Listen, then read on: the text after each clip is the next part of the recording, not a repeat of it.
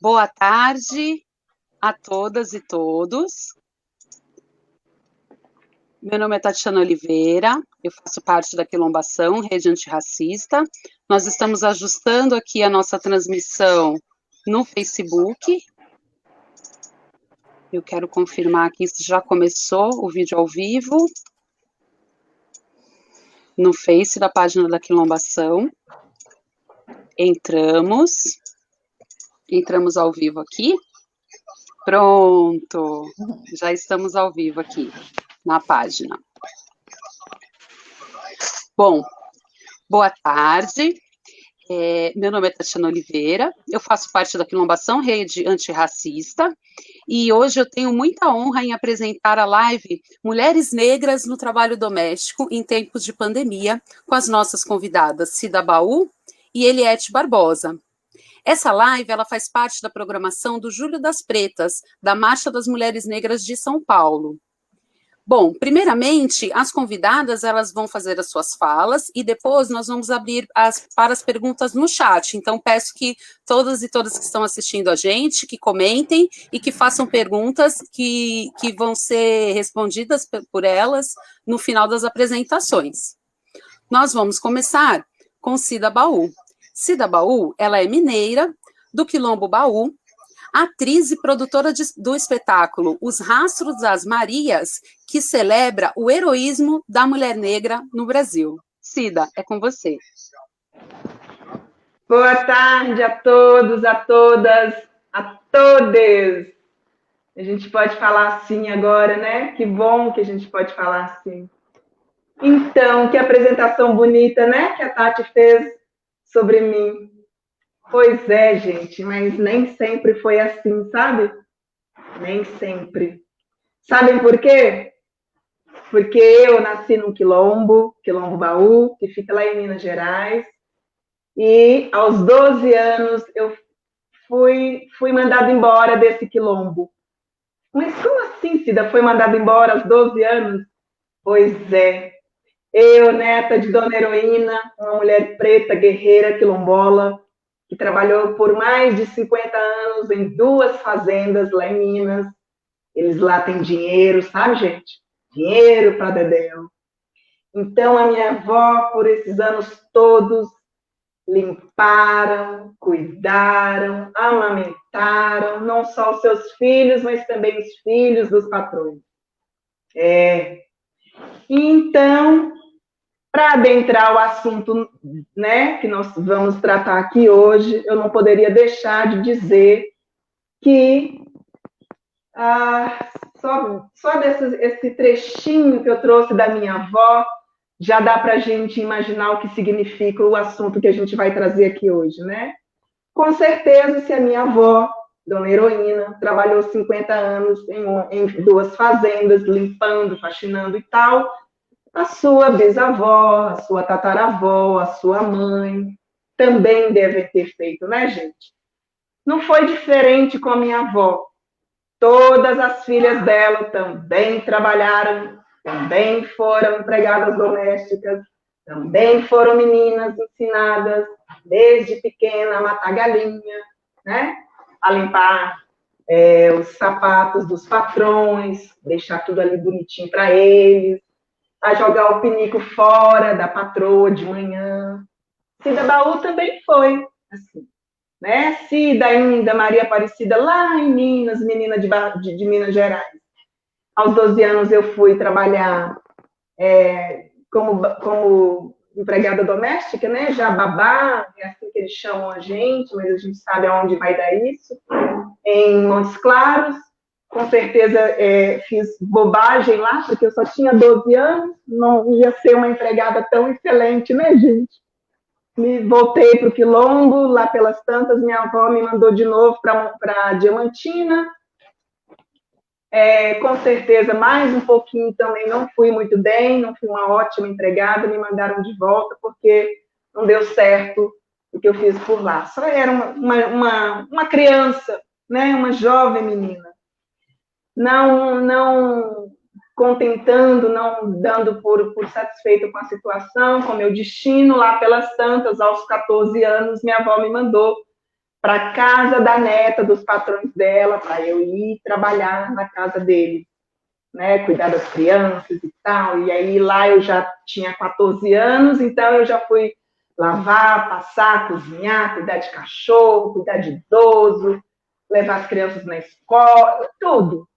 E aí eu fui assim, galgando assim, né, de roupinha em roupinha, de sapatinho velho em sapatinho velho, né? Sem salário. Ah, ela está trabalhando aqui conosco, a gente dá uma coisinha para ela, ela vai ficando aqui e tal. Quando eu vi, eu já tinha 25 anos e estava trabalhando sem salário. Né, gente? Para vocês verem. A gente fala que a escravidão no Brasil acabou. Não acabou não, gente. Não acabou. Uma menina negra que se torna uma mulher como eu me tornei hoje, empregada doméstica nesse Brasil, é somente porque a escravidão não é resquício no nosso país. Ela está viva, aqui e agora. Viva. Então, lá pelas tantas, caminhando para os meus 30 anos, eu fui entendendo que tinha uma coisa errada comigo. Comecei a me perguntar por que eu estou servindo essas pessoas. Eu sou uma quase da família, eu não posso beber nas mesmas vasilhas que eles bebem, eu não posso comer nos mesmos pratos que eles. Eu durmo num quartinho de empregada, né, numa posição fetal. Eu não tenho meu lugar no mundo, eu não tenho meu direito de ir e vir, né? Eu sou domada por pessoas. Eu passo o tempo todo tentando esconder o meu corpo, porque eu estou sabendo que o meu patrão está me assediando. Eu sou o tempo todo olhada pela minha patroa, porque ela está percebendo que eu sou uma menina preta bonitinha, que os meus peitos são durinhos, isso incomoda ela. O patrão, o marido dela vai olhar para mim, vai me tocar. Eu sou o tempo todo, sabe, moldada a conviver com todas essas dores dentro de mim, né? E eu sou mais ainda o tempo todo, eu fui mais ainda o tempo todo podada do meu direito de ser uma criança, do meu direito de ir para a escola, do meu direito de sonhar em poder ser alguém na vida, do meu direito de até conviver com os meus irmãos, né? Com a minha mãe. Minha mãe teve mais 9 filhos e eu não vi ela ter os filhos porque eu já estava fora trabalhando, né? Eu poderia estar talvez servindo a minha própria mãe, mas eu estava servindo outros filhos, outros homens, outras mulheres brancas. Bonito isso? Ah, gente, não é não. Não é bonito, não. Só quem vive, sabe? Só quem tem na pele, só quem tem as marcas. É porque eu estou com a roupa aqui, mas eu ia mostrar para vocês. É que sabe o que significa isso. Então, lá pelas tantas, eu entendi que realmente não era o meu papel, eu não devia estar ali, tinha alguma coisa errada comigo, e eu falei, chega, basta, não quero mais isso para mim. Eu preciso ter uma profissão, eu preciso ter um dinheiro, eu preciso ter um lugar, eu preciso ser humano, eu preciso ser gente nessa sociedade. Eu fui estudar teatro, e através do teatro, o teatro me mostra, através da literatura negra, das mulheres negras, que todas as mulheres negras, as que eu li, Conceição Evaristo, Carolina Maria de Jesus, Geni Guimarães, Maria Firmina dos Reis, e as outras mulheres, quando não eram escritoras, mas sim cantoras, como, por exemplo, Clementina de Jesus, também foi uma empregada, né? Elza Soares também carregou muita lata d'água na cabeça, como eu carreguei como criança e empregada doméstica. Através do teatro, através da arte, eu fui descobrir que eu poderia construir meu lugar no mundo. Que eu poderia, que estava errado aquilo comigo. E mais, não era só comigo que estava errado, gente, mas com muitas, não só estava, mas como ainda continua errado, torto, para muitas meninas negras no Brasil.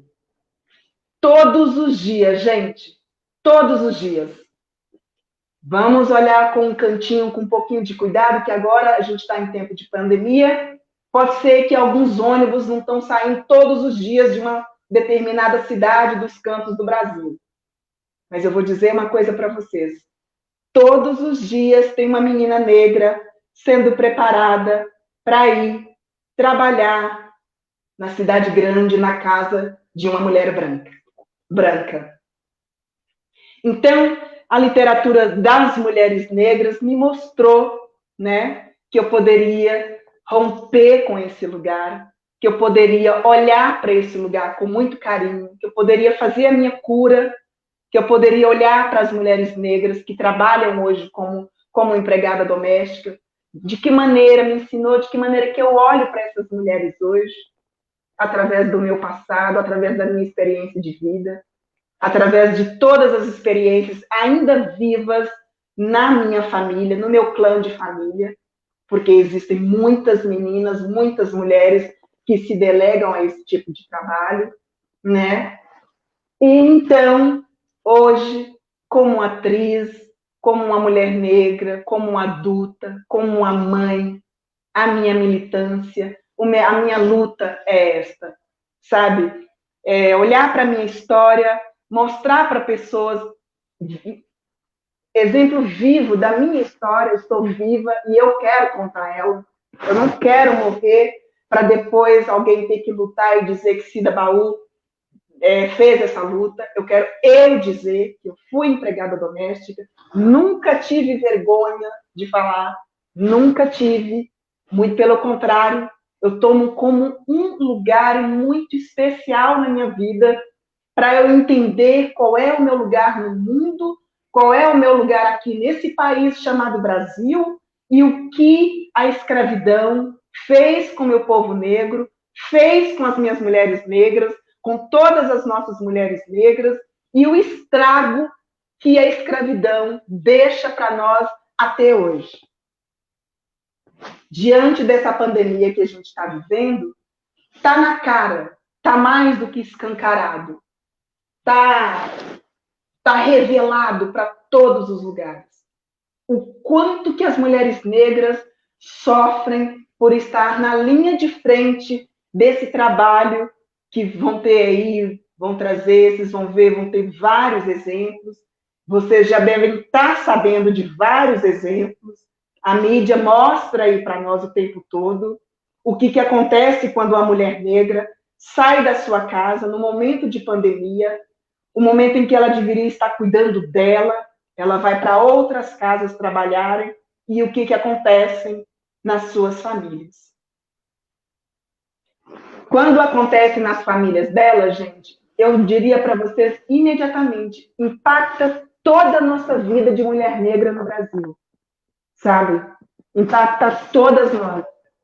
Quando a gente vê uma mulher negra perdendo o seu filho, porque ainda existem mulheres brancas que se colocam muito apoderadas nas suas cadeiras, com a sua Nossa Senhora Aparecida no pescoço, sua unha muito perfeita, seu cabelo muito bem elaborado, muito bem armado, e sua postura de madame, você pode ter certeza que tem uma mulher lá embaixo passeando com seus cachorros e os seus filhos se despencando. Isso impacta muito em nós, porque a gente sente a dor dessa mulher. A gente sente a dor dessa perda. A gente é profundo, sabe, gente? É uma raiz que a gente precisa voltar a cuidar muito rápido. Eu tenho um filho de 6 anos, vocês não têm noção para mim o que eu pavoro na minha vida quando eu ouvi essa matéria. Sabe? Então, eu queria aqui trazer para vocês esse olhar, esse cuidado, da gente olhar desde lá de trás, que é por causa desse lugar de escravidão, de achar que nós, mulheres negras, tínhamos que estar aqui, sim, de pernas abertas para eles, amamentando os filhos deles e ainda nos colocando em risco as nossas vidas. Isso está falando agora na pandemia, mas foi desde sempre, é desde sempre. A pandemia só está escancarando. E mais, tem uma coisa que quase que não se fala. Quando alguém começou, quando as pessoas começaram, a pandemia chegou no Brasil, as mulheres negras já estavam morrendo há muito tempo. Porque elas trabalham em casa de mulheres que têm condição de ir para Dubai, tem seu dinheiro, seu passaporte muito bem elaborado. O que elas estavam fazendo? Já atravessando a China, o Japão, Estados Unidos, a Inglaterra, a Europa, pororô, parará. O que elas trouxeram para o Brasil? O coronavírus. As empregadas domésticas não sabiam disso. Ninguém aqui sabia. Mas essas mulheres que têm já essa condição no Brasil de ter esse lugar, que nós também deveríamos todas ter, olha o privilégio que elas têm. Então, ali já começa a morrer as nossas mulheres negras silenciosamente. Elas vão trabalhar, pegam o coronavírus, leva para a periferia, chega na periferia, contamina suas famílias, e aí um vai passando para outro, aqui para outro, aqui para outro, e vai ficando assim mesmo, né? Até se instalar de fato a pandemia no Brasil. Pronto, chegou a pandemia no Brasil. Virou aquele escarcéu todo, o presidente dessa forma. Presidente não, né? Peraí, vamos combinar que a gente não tem presidente, né, gente? Vamos combinar. Então, sobrou para quem? Sobrou para as mulheres negras. Eles não estão reclamando que não podem nem carregar a máscara, que é difícil demais pôr a máscara? Será que eles se perguntaram quantos anos que a Anastácia colocou a máscara? Quantos anos que ela carregou aquele ferro no pescoço para segurar a máscara dela? Pois é, gente. Essas mesmas pessoas que não estão colocando a máscara, mas a máscara estão contaminando sim. Vamos saber, daqui a pouco, daqui uns anos, a gente vai saber quantas mulheres negras morreram dentro do palácio, lá em Brasília, né?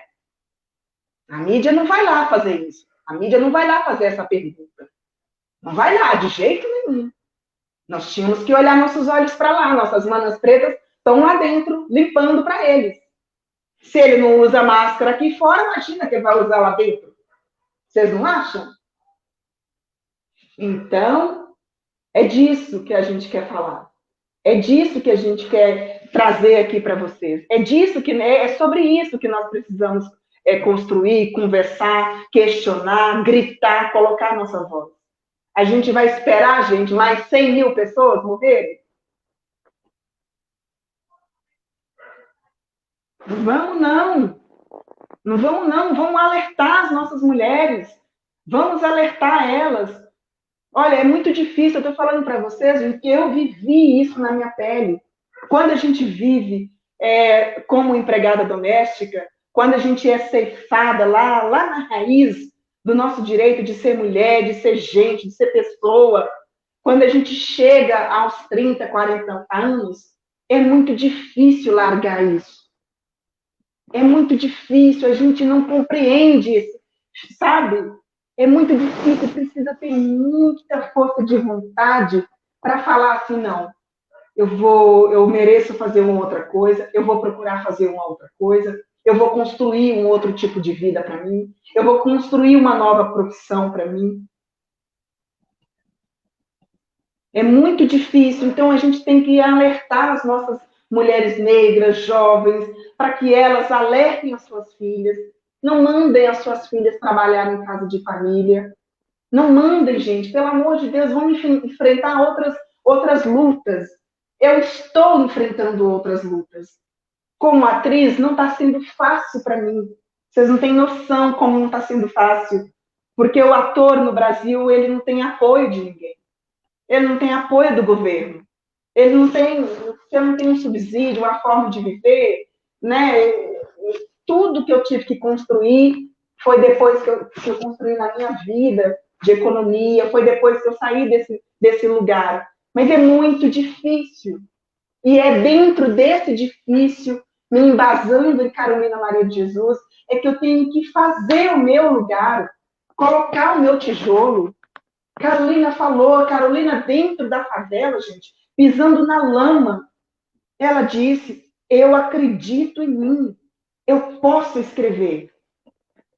Então, muitas e muitas de nós, mulheres negras, vamos acreditar que a gente pode construir um outro tipo de trabalho, porque o sistema quer isso de nós, que a gente não se questiona que está certo ou não que está certo esse lugar de profissão.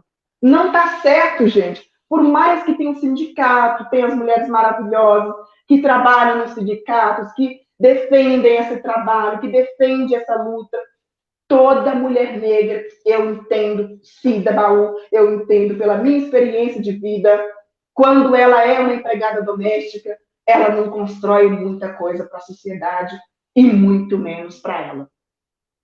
Por quê, gente? Ela não tem tempo de se pensar. Ela não tem tempo de se cuidar, gente. Ela não tem tempo de estudar, de ler. A Bell Hooks fala isso. A Grada Quilomba fala demais isso. A Audre Lorde fala demais isso, Eli Carneiro. Nós, como mulheres, nós temos que ter tempo para a gente poder pensar, para a gente poder ter contemplação de alguma coisa, de algum projeto, de algum desejo de vida, de algum sonho. Então, a gente não tem tempo, não dá para ficar lavando, areando panela mais para os outros. Não dá, não dá. A gente precisa mudar essa realidade. E está dentro de nós. O governo, as políticas públicas. Me desculpem, gente. Nunca vão fazer. Nunca vão. Eu sei que, para mim, jamais fez. Jamais. A questão aqui é arrombar o pé na porta, sair fora. Estou passando fome, mas eu vou ter que encontrar uma coisa para poder comer e não ter que atravessar a cidade para limpar a casa de outra pessoa. Sinta, vamos costurar uma roupa, vamos pensar uma questão, mas não ficar nos delegando só limpar a casa dos outros, cuidar de crianças dos outros. Sabe? Vamos ficar na nossa casa, vamos impor, vamos ir para cima. A gente agora está com a faca e o queijo na mão para a gente ir para cima, sabe? Vamos fechar esse país. É a nossa força de luta, é a nossa força de trabalho, é o nosso sangue. Que desde a escravidão que as nossas mulheres negras derramaram nesse país, gente, se tirar tudo que as mulheres negras já fizeram nesse país, ele desmorona. Então é a nossa força. Por que a gente ainda deixa a ficar desse jeito? A gente ainda se deixa a ser deles, né? Ser dominadas por eles. Com essa ilusão, esse romantismo. Ai, minha patroa. A minha avó, por exemplo, falava assim, Cida, você tem que fazer tudo, sabe? Cida, você tem que fazer, você tem que... Fala agora, o que é que você está querendo dizer? Você tem que agradecer todos os dias pelo trabalho que você tem.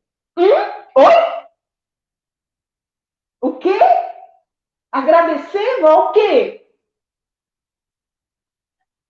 Gente, é duro isso, sabe? Se alguém de vocês me conhece, ou já me viu em algum lugar, a minha avó se chama Heroína.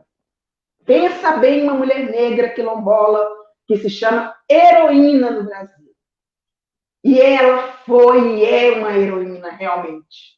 Porque aguentar e viver as coisas que ela viveu, gente, realmente. Por isso que eu até trouxe ela na minha peça, ela está lá como uma heroína, ao lado de Carolina Maria de Jesus e Conceição Evaristo.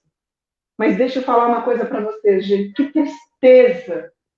tristeza poder, sabe, mesmo amando a minha avó, mesmo tendo ela com toda a gratidão por ela ter me criado aos trancos e barrancos, que ela teve 15 filhos e ainda foi criar mais neta e tudo.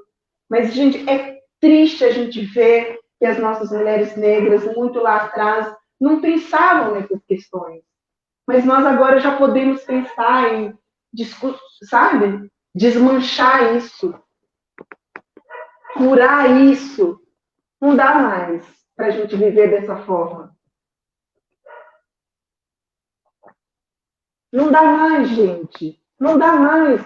todas as nossas histórias de luta. Essa semana eu fui na FLUP, eu venho acompanhando a FLUP desde o começo, do primeiro dia. Eu sento lá todos os dias com meu caderninho, minha caneta, não tenho vergonha de dizer, para poder aprender com todo mundo lá, coisa que eu não aprendi na escola, eu não tive escola, né? Não tive infância, não tive certos ensinamentos. Então, você vê lá no discurso de todas as mulheres que gostam, que trabalham, que procuram, que vai atrás da Carolina Maria de Jesus. A minha mãe era doméstica, a minha avó era doméstica, a minha bisavó era doméstica. Sabe, vamos mudar a nossa história, vamos escrever outra história. Vamos, sabe, mudar o destino das nossas mães, das nossas avós. Sabe, na minha peça, por exemplo, é uma frase que me carrega muito. Quando eu vi um jornalista que um dia escreveu: Cida Baú é ter que uma boa atriz, mas vai fazer sempre os papéis da sina dela. Quais são os papéis da minha sina? Ser empregada doméstica? É? Pois eu vou quebrar isso. Eu vou quebrar e vou jogar na cara da sociedade. Não quero, não quero. Posso fazer, sim, qualquer trabalho artístico, qualquer trabalho que for digno do meu ofício. Não é, se eu tiver que fazer um trabalho, vou fazer, sim. Mas não é a minha sina. Não é a minha sina. A filha do Temer não tem essa sina. O filho lá desse corona bosta aí, não tem, os filhos dele não tem essa sina. Ninguém escreve isso sobre eles. Por que a gente tem que aceitar para os nossos filhos, as nossas meninas e os nossos meninos negros? E mais, gente. E mais. Eu que ando, remexo por aí pelos quilombos, pelo sei o quê, bom meu trabalho, tem muitos meninos domésticos também, viu? Meninos domésticos. Então, assim, é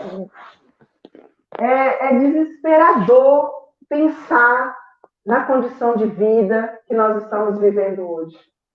Porque a gente não tem segurança de nada, a gente não tem certeza de nada, e a gente sabe que por causa dessa insegurança, por causa desse descaso com o nosso país, com certeza vai assolar muito em cima das nossas famílias negras, sobretudo as nossas mulheres negras.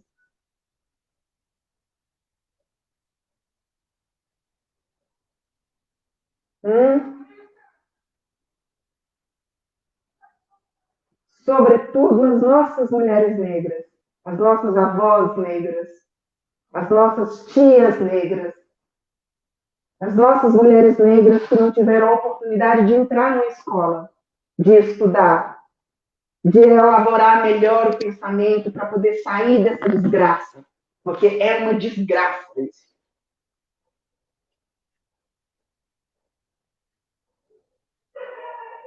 Hein,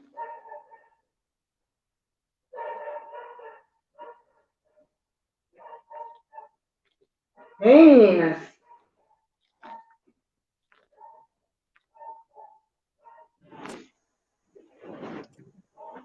Cida, que resistente, que potente a sua fala, viu? Tô até emocionada, porque de fato a sua fala é uma potência, traz uma potência enorme, né, da luta de todas as mulheres negras. Desculpa, mas eu me emocionei, porque eu não tive como não lembrar da minha avó, né, da minha bisavó, né, que catou café no Porto de Santos, né, eu não tive como não lembrar, né, porque infelizmente essa história atravessa várias gerações das mulheres negras, né, várias gerações, né, é uma história que toca o coração de todas nós, porque todas nós, infelizmente, temos um histórico muito semelhante, né, um histórico de opressão, e um histórico também de que quando a gente resiste e quando a gente consegue ultrapassar essas barreiras, né, quando a gente deixa de ser empregada doméstica, quando a gente adentra outros espaços, no seu caso, o espaço da TV, isso como atriz, né, toda a sua participação da TV e todo o seu trabalho maravilhoso como atriz, da sua peça, mesmo assim, ainda tentam nos voltar para aquele lugar onde a sociedade enxerga que é o nosso lugar, né? Então, eu agradeço imensamente a sua fala. Eu vou chamar agora a Eliette, mas peço também que todos que estão assistindo a gente, que tenham depois perguntas para a Cida, que ela volta para responder as perguntas de vocês, tá bom? E vou chamar agora a Eliette.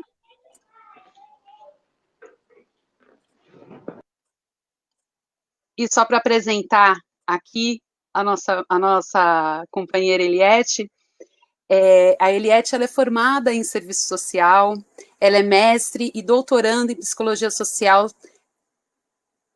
pela PUC e autora também do livro Negras Lideranças, né? Eliette que fala também da resistência e da luta das mulheres negras.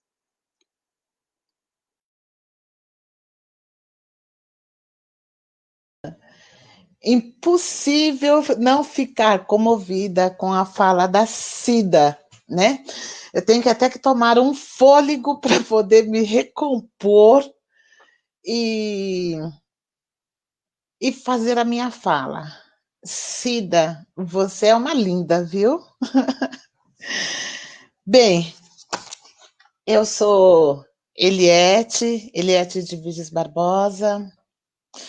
Também sou de uma família negra, né? Sou a filha de Jurandir e Eunice Barbosa.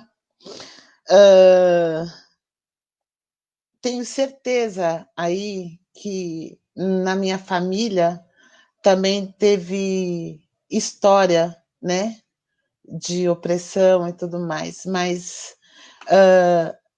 eu tenho uma parte, né, da minha família que de tanta opressão que acabou até escondendo um pouco essa história da gente. Quando eu falo para a gente, os filhos que voltaram agora, né, que estão agora, mas, né, estamos aqui, né, resistindo, vivendo, abrindo a boca, porque a gente tem que abrir a boca mesmo. Chega de silêncio. Chega, eu acho que agora basta. Eu acho que nós estamos ainda emocionada com tudo que acontece, mas como a Tati falou, eu acho que a gente já está com uma potência para falar basta. E é isso, eu acho que este basta, eu acho que a gente já está podendo gritar aos quatro ventos. Né? Eu agradeço demais à Rede Quilombação por estar aqui, poder falar um pouco, falar, né? Dar voz para a gente estar falando. E estar falando justamente deste tema, né? De trabalho doméstico, né? Trabalho, porque até então eram consideradas como empregada e nem como trabalhadora. Nem o nome de trabalhador essas mulheres podiam ter, né? Continua sendo empregada. Bem, mas vamos lá, né?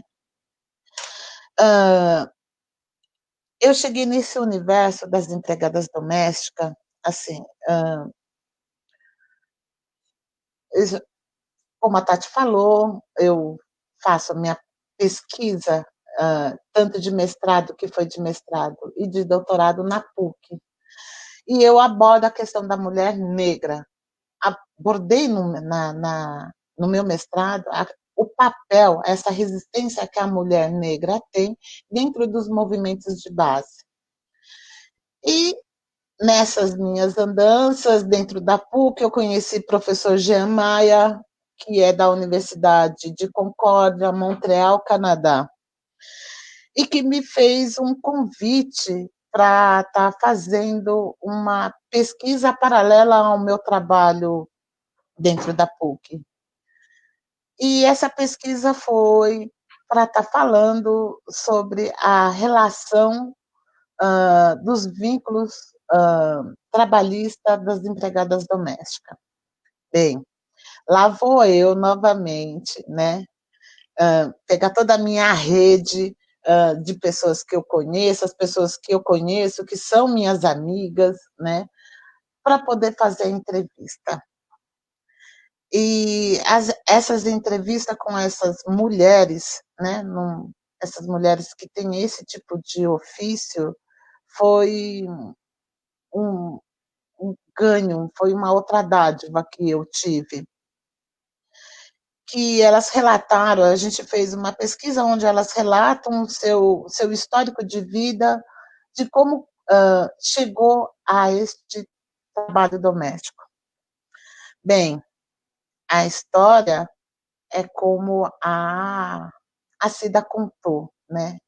Geralmente é um trabalho infantil que se inicia, né?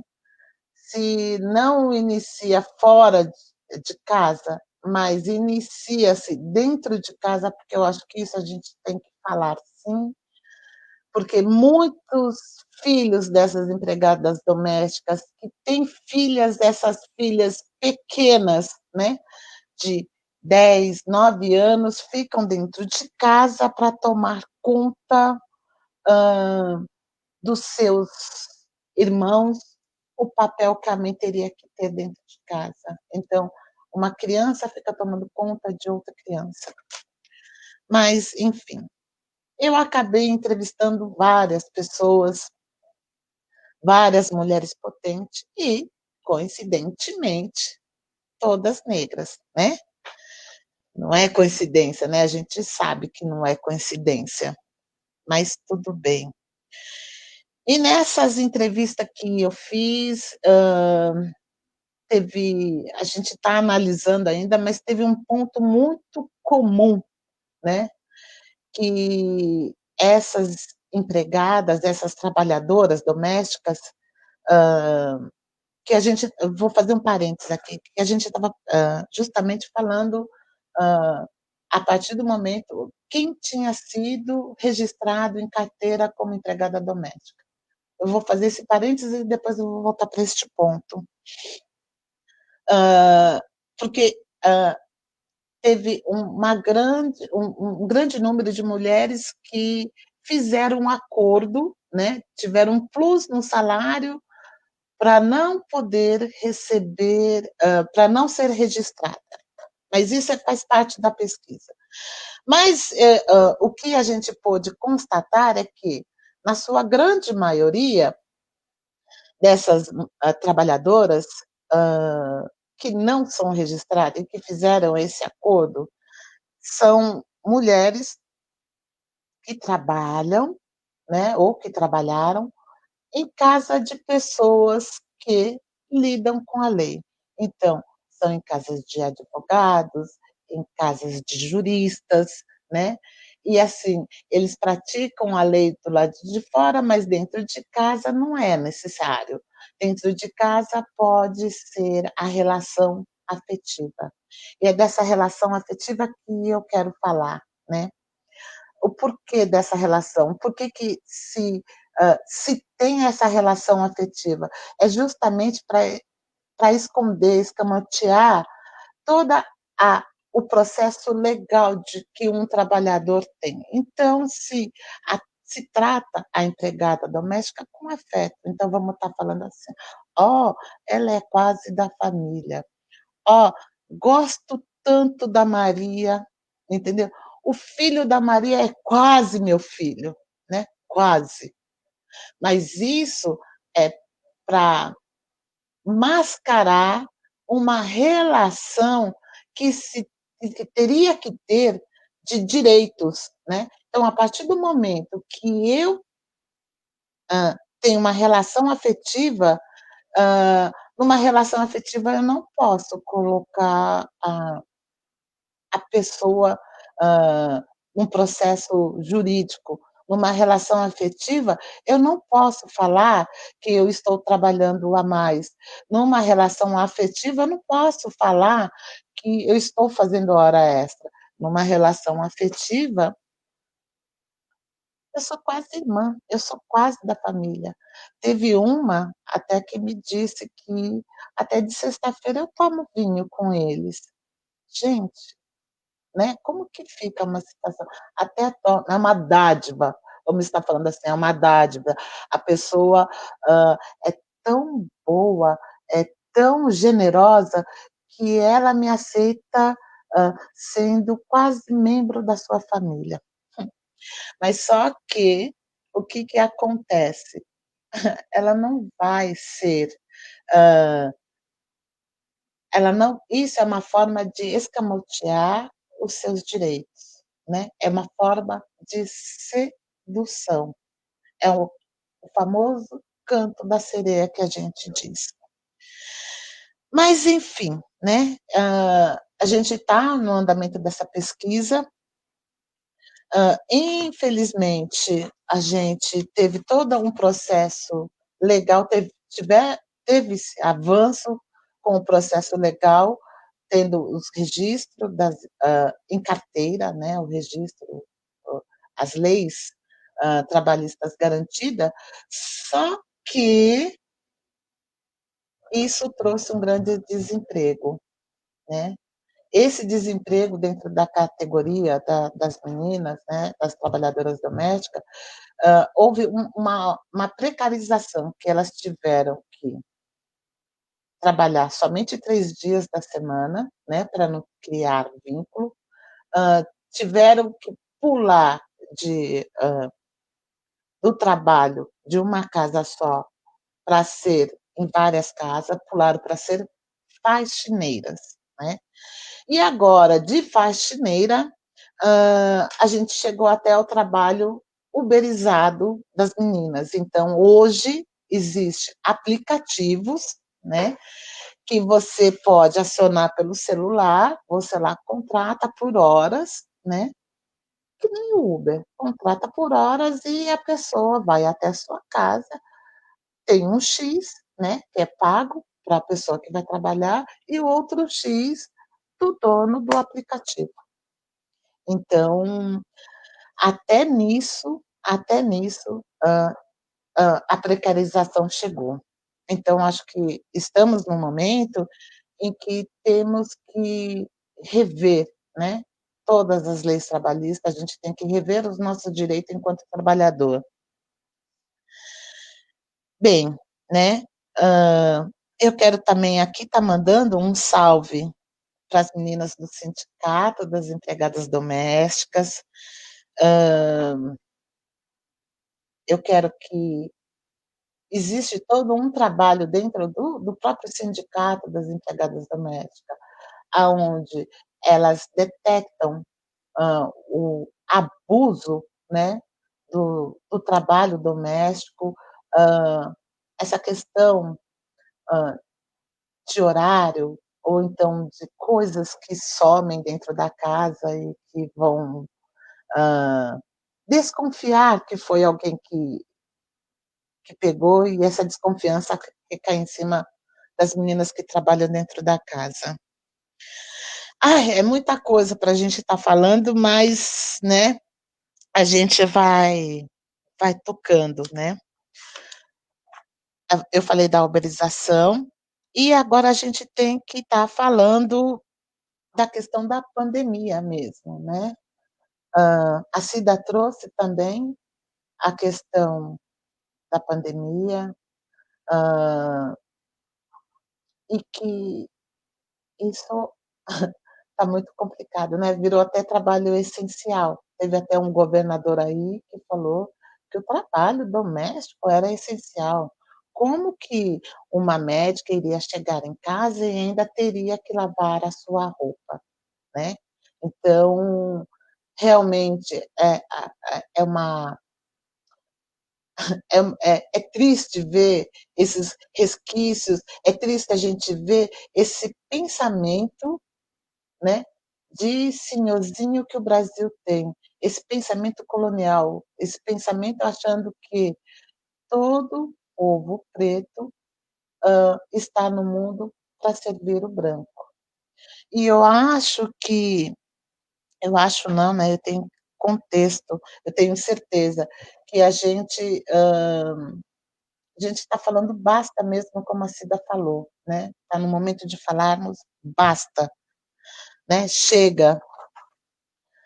E aí, falando em pandemia, a gente teve empregadas domésticas que foram contaminadas dentro da sua casa, então a gente teve uma artista aí, né, que pegou o coronavírus, a, a sua família, né, todo mundo saiu vivo e a sua empregada doméstica, infelizmente, faleceu, né, deixando a sua família, deixando os seus filhos, deixando os seus, né.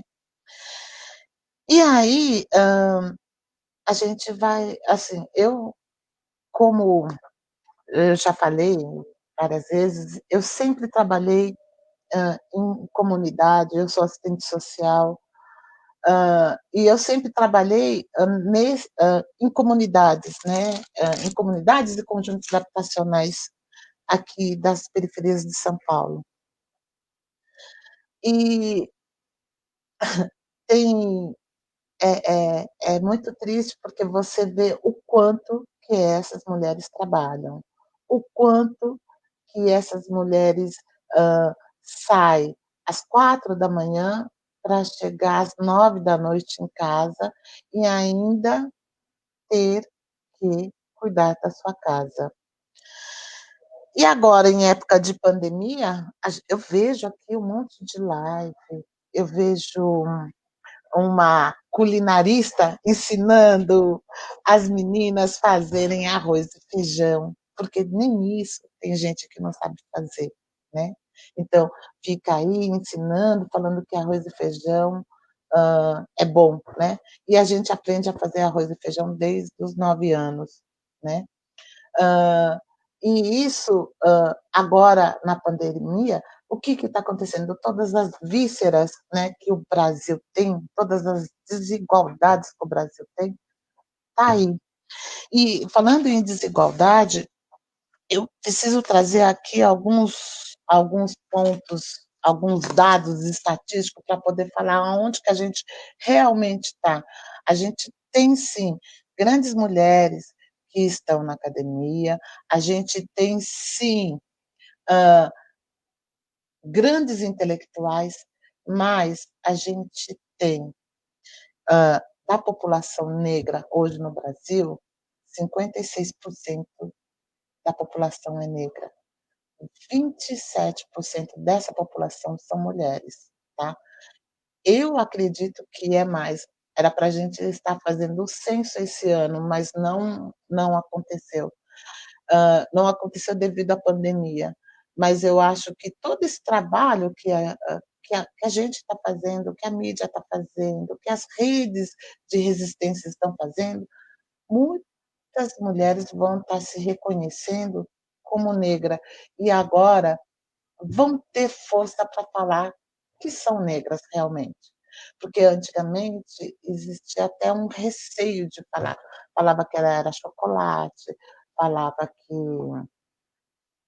era marrom bombom, falava um monte de coisa, mas falar: eu sou uma mulher preta", tinha um peso muito grande.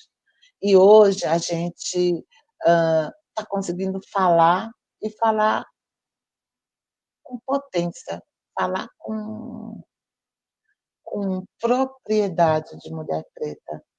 E eu acho que é isso, né. Eu queria falar dos dados, né. Então, assim, hã, que eu disse, 27% são mulheres negras, né, dentro do SUS, hã, dentro dentro do censo, dentro da estatística. São mulheres negras que utilizam de políticas públicas, então, do Bolsa Família. Uma coisa que eu ia falar, hã o Bolsa Família, né, as empregadas domésticas, as mães que são cadastradas dentro do SUAS, elas estão recebendo, está sendo repassado esse valor de R$ 1.200 por mês, porque elas estão desempregadas e a maioria são faxineiras, são empregadas domésticas. Isso vai acabar agora em setembro. O que que vai acontecer? O que que a gente vai fazer? Então, eu quero deixar essa pergunta aí, a gente vai abrir, vou devolver para a Tati, que a gente vai abrir para as perguntas. Eu acho que a gente interagindo vai sair mais riquezas daqui. É isso, tá com você, Tati.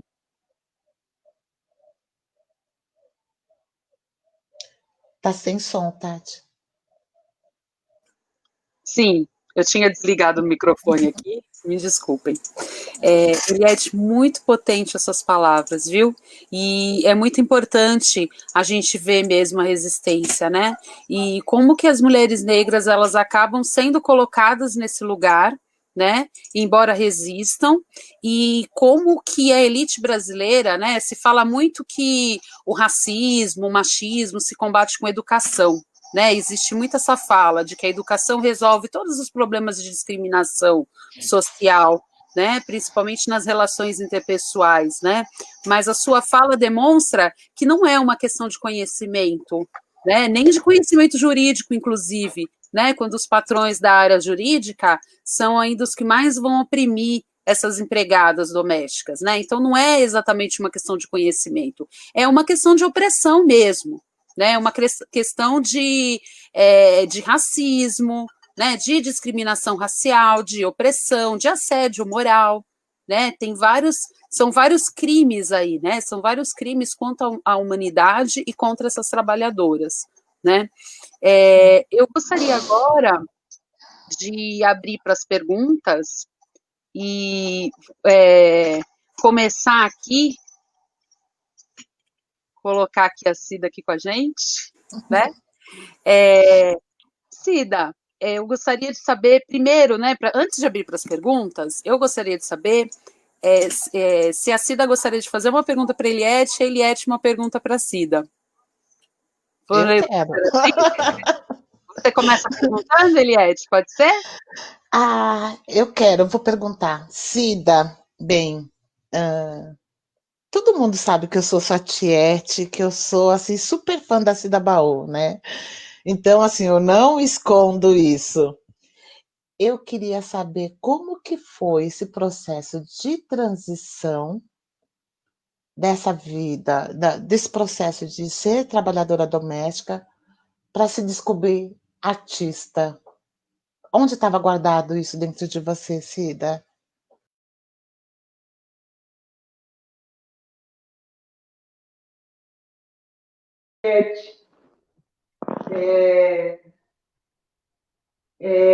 Devido a um processo de muita dor. A dor, ela rompe, né? Ela precisa romper alguma casca, em algum lugar dentro de nós, mulheres negras, chega um momento que tem que romper, precisa romper. Também da nossa natureza humana, né? Como mulher, e você também sabe disso, mulher, que nós mulheres nós não suportamos aquilo que não é nosso por natureza divina. Nós não fica em nós, não adianta, não tá na nossa sintonia harmoniosa, né, divina, dentro de todo o seu processo espiritual mais divino, mais elevado, em algum lugar tem que romper, né? Tem que romper. Então, para mim, eu acredito que eu rompi de verdade quando eu me dei conta de que eu estava no lugar errado, suspenso na sociedade brasileira, sem ser nem menina, nem mulher, nem negra, nem adulta, nem cidadã. Você fica sem lugar no mundo. Quando você não tem cultura, você é excluída da sua cultura, você não tem parâmetro de vida. Você fica desinvestado aí, ó, limpa aqui, limpa ali, leva o rodo, traz o rodo, né? Lava a panela, limpa a panela, seca a panela. Isso não é vida, gente. Isso não é vida. O ser humano, ele é ser humano para poder explorar a vida, para poder evoluir na vida. E aí isso começa a gritar em você. Porque a vida é maior do que essas coisas. A vida é muito maior do que ser uma empregada doméstica. E ela não deu conta de ficar em mim e eu não fazer nada. Então, eu gosto muito de lembrar, de fazer essa memória, trazer de novo essa memória, porque eu sempre que eu trago junto da minha potência, da minha gratidão, do meu amor de ser grato. Luiz Inácio Lula da Silva, na época de 2000, ele falava assim, se não for de tudo, pelo menos a unha do meu dedinho, eu vou erradicar a fome nesse Brasil. Eu olhava para ele assim, eu falei assim, é isso que eu estou buscando para mim.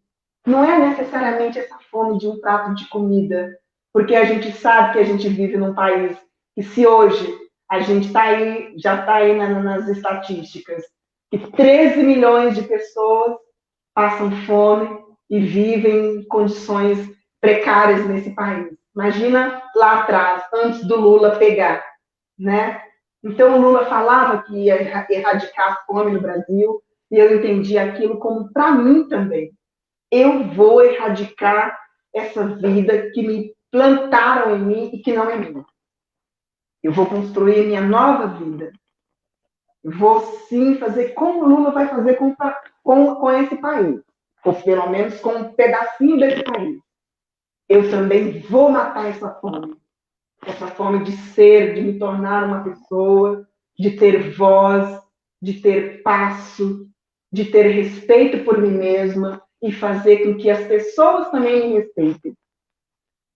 Sabe? Eu vou estudar, eu vou correr atrás, eu não vou deixar barato. E estou estudando até hoje, tá, Milete? Até hoje. E vou estudar até o resto da minha vida. Porque eu sei que nas minhas pretas, mulheres negras, queridas, guerreiras, tá tudo lá. Na minha universidade, tá toda lá na minha raiz. Tá toda lá. Tem você, seu bebo, viu, Eliette?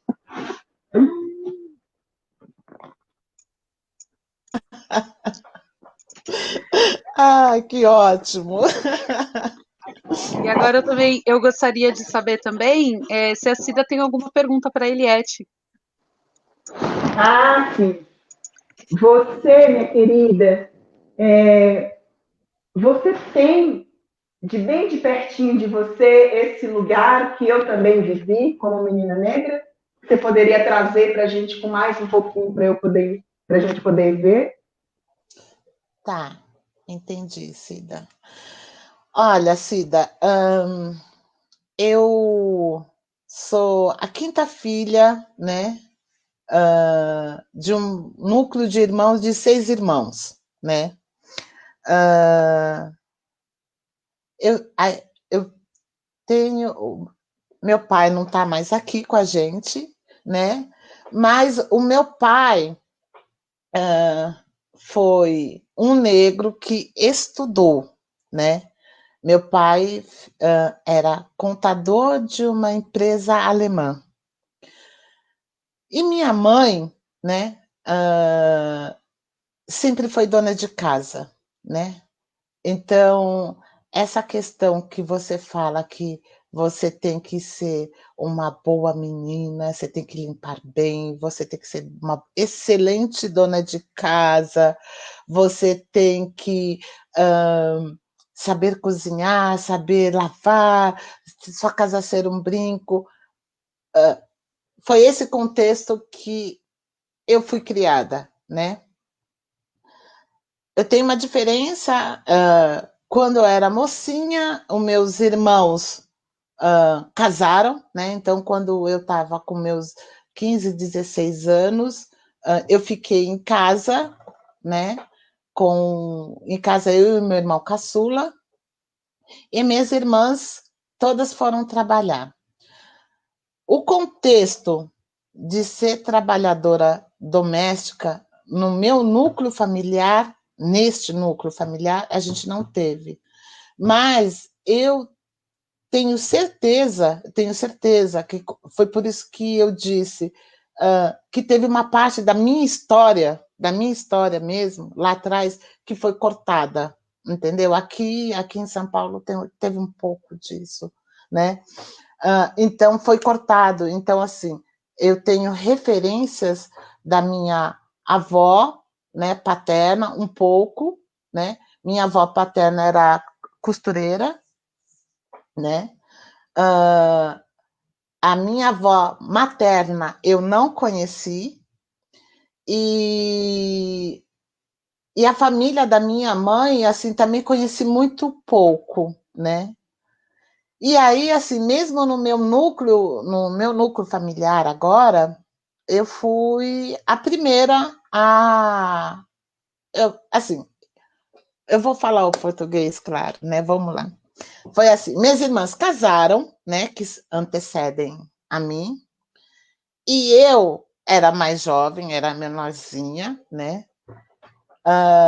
Eu comecei a prestar atenção como que era a vida das minhas irmãs, né? Então, elas trabalhavam, elas tinham que cuidar de casa, elas tinham todos os afazeres que a gente sempre faz. E eu, como era mais nova, eu ajudava minhas irmãs a tomar conta dos filhos dela. Inclusive, tem uma pá de que eu ajudei a tomar conta aqui, que eu estou vendo aqui no chat, né?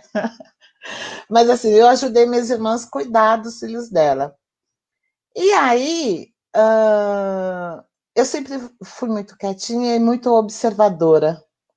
Eu peguei e falei assim, eu não quero isso para mim, não, né? Do mesmo jeito que você falou, eu não quero casar, não quero só ficar tomando conta de casa. Eu falei, eu vou estudar, né? E aí eu fui estudar, entendeu? Fui estudar, fui fazer serviço social, isso no final dos anos 80.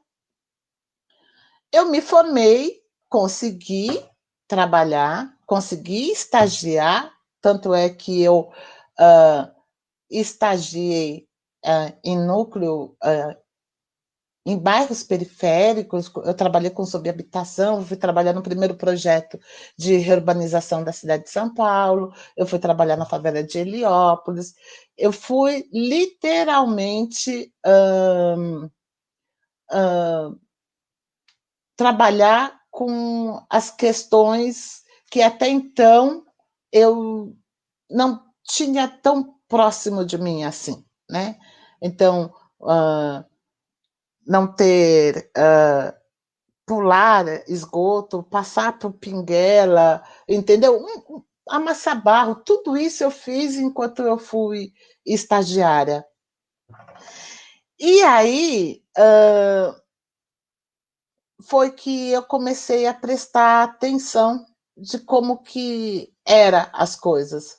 Foi aí que, depois de um bom tempo, que eu fiquei desempregada, aí eu voltei a estudar, estou estudando ainda hoje, eu acho que é uma coisa que eu adoro, entendeu? E que eu fui perceber realmente, mas por que? Eu fui perceber as diferenças entre homem e mulher, né? Eu fui perceber o porquê para a mulher eram algumas coisas podiam e para homem outras coisas eram permitidas, para a mulher não e para homem podia. E aí também fui perceber também na favela que assim eu trabalhava em órgão público, né? Porque sempre quando tinha a negociação, que tinha a negociação dentro de uma favela, que ia as lideranças homens conversar ou com o governador ou com o prefeito para poder ou fazer um conjunto habitacional, ou fazer a remoção, ou fazer a urbanização. E que no tete a tete, que trabalhava mesmo, com quem a gente trabalhava, era com a mulherada dentro da favela, dentro da comunidade. E era com elas que a gente conseguia amarrar a adesão de todo mundo. Então, isso me deu um start, né? Falei, mas por que é homem e isso não é mulher? Por que não pode ser isso? Eu estou falando no auge dos movimentos sociais, os finais dos anos 80, início dos anos 90. Aí eu peguei a gestão da Erundina também, né?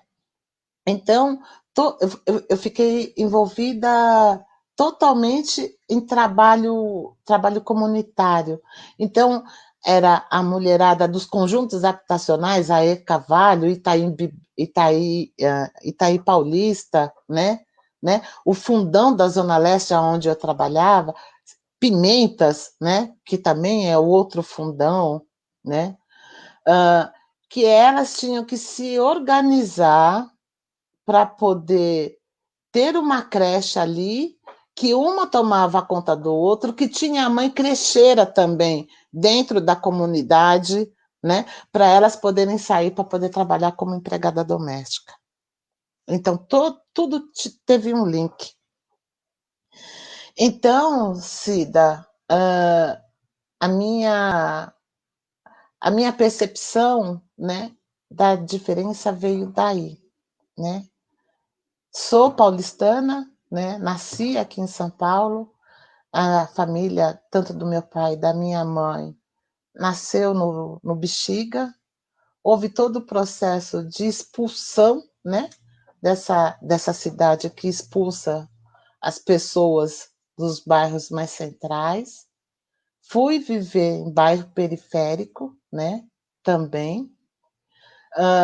Cresci lá e fui para a universidade. Essa foi minha trajetória. É isso. Tati? Oi, estamos aqui.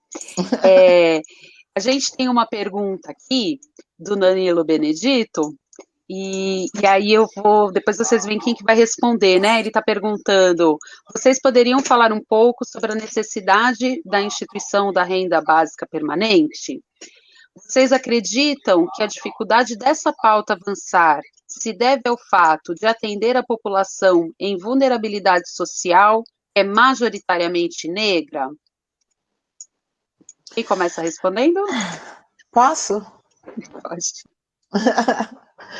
O que a gente tem o dia depois, né? A gente teve, assim, o dia 14 de maio, agora a gente vai ter o depois de setembro nesse país. O que vai ser desse país? Eu acho que a gente está no mesmo contexto, né? O que vai ser do Brasil depois que acabar a transferência da bolsa emergencial aí? A gente está num desmonte, né, de todas as políticas públicas desse país. A gente está num desmonte de tudo. E o que eu acredito, que eu acho que, eu acho não, eu creio que a gente tem que fazer uma pressão muito grande, sim, entendeu? Uma pressão para que essa renda permaneça, porque a vulnerabilidade e o desemprego no Brasil está devastador, né? Então, eu acho que a gente tem que pensar como a gente pensou depois do dia 14 de maio, como que vai ficar, né? Como que vai ficar a situação desse país. E isso a gente está falando porque a gente está em São Paulo, né? A gente está em São Paulo, a gente está numa parte onde ainda tem formas de fazer biquinho, conseguiu fazer um corre, que nem o povo fala, né? Dá para fazer um corre, mas mesmo o corre agora não está dando, não está trazendo. Então, eu acho super importante, sim, né? Os trabalhos que estão sendo feitos aí de forma voluntariada, né? Dentro das comunidades, a forma até preventiva que Paraisópolis teve para conter o Covid-19, a outra forma que o pessoal está fazendo um repasse de alimentos para a população mais vulnerável. E eu acho que a gente tem que começar, a gente que é a população negra, a gente que tem esse entendimento de como as relações acontecem, né? As relações de poder e as relações de opressão. Quando eu falo relação de poder, é a relação que se tem com o Estado. Quando eu falo Estado, é o Estado mesmo, né? Não estou falando o Estado de São Paulo, estou falando do Estado como ele se dá mesmo. Então, eu acredito que a gente tem que começar a pressionar, sim, entendeu? Para que se crie medidas, né, que a população possa ter garantido o mínimo para poder sobreviver. Eu quero fazer um parênteses aqui, né? A maior política, né, que se teve nesse país foi a elevação do salário mínimo, né? Porque até então o salário mínimo não tinha um poder de aquisição para poder ter bem comum, né? Para poder ter os bens. E o salário mínimo elevado que teve na gestão anterior, né? Pulando o Temer, né? Do Temer para trás, foi fazer a equiparação do salário mínimo, né? Com o seu poder de compra. Então, isso foi que trouxe uma estabilidade para a população mais vulnerável. Então, quando eu falo o LOAS foi baseado em cima do salário mínimo, porque os velhinhos, teve um monte de idosos que não se aposentaram por tempo de trabalho, trabalhou a vida inteira, né? Trabalhou a vida inteira, mas só que não foi contribuinte da Previdência Social. E no final, teve, para poder garantir, teve que entrar com o recurso de um benefício social, que é o LOAS, né, que é o BPC de idoso, que foi que garantiu a sobrevivência, que foi que garantiu o em cima do salário mínimo para essa população. Então, a gente tem que entender que muitos dos lares brasileiros, muito, né, que tem o seu pessoal idoso, né, que tem a sua avó, que foi empregada doméstica, ela não se aposentou com os benefícios previdenciários, né? Ela recebe um BPC, né? Ela recebe esse BPC, ela recebe o LOAS, é o que garante a existência dela. Então, da mesma forma que se tem o BPC em cima de um salário mínimo para idoso, eu acho que tem que pensar em medidas para garantir o sustento das famílias vulneráveis e as famílias negras. É isso, Danilo.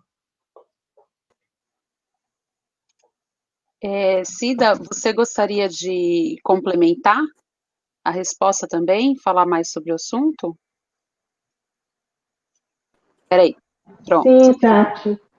Mas bem breve, porque a nossa querida já pontuou demais, né? Ela é muito certeira no que ela fala. Eu queria pontuar mais duas coisinhas que nós já vínhamos no Brasil sendo assolado de muitas formas, né? Economicamente, na educação e na cultura. Eu entendo que esses três setores, eles destroem quando não são tratados, não são cuidados, né? Não tem ali um devido respeito com esses três lugares de base numa sociedade, né? Quem estuda, quem tem cultura, quem tem uma fonte de renda decente, nós já vínhamos há muitos anos já caminhando com essa indecência aqui no Brasil, né? Eu fico pensando muito assim, eu estou fora do Quilombo agora, moro aqui em São Paulo, e já moro aqui há uns anos, eu fico pensando que com esse advento da pandemia, com toda esse descaso que a gente está vivendo, eu fico pensando que os grandes centros, sabe, as cidades, as capitais, elas vão ter um impacto muito grande, como A Eliette fala a partir, talvez, de setembro, outubro, né? As coisas começarem a poeira, de fato, a baixar e a gente vê qual é o que vai deixar para a gente. Mas também eu tenho, assim, uma bonita esperança de que eu acredito que em alguns lugares que também sofre descaso a todo tempo na sociedade, que são as comunidades quilombolas e as comunidades indígenas.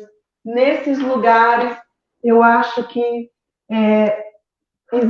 por um lado, por eles terem sido tão excluídos, né, tão à margem do nosso bem viver da sociedade, eles vão encontrar um tipo de vida melhor para sobreviver. Porque aqui, se a gente pensar, a gente que mora em São Paulo, tudo, pelo menos na minha casa, é assim. Tudo que eu coloco dentro do meu mancebo ou dentro da minha despensa, eu tenho que correr no mercado e comprar. Mas quem mora num pedaço de terra, numa comunidade quilombola, numa comunidade indígena, na beira de um rio, né? Tem ali um lugarzinho que pode plantar um pé de alface, uma batata, uma cenoura, já tem uma salada, sabe? Quem mora nos grandes centros, e a maioria deles que estão dormindo nas ruas, realmente nós vamos ter um grande impacto e eu, sinceramente, acho que vai ser muito doloroso a gente poder ver isso.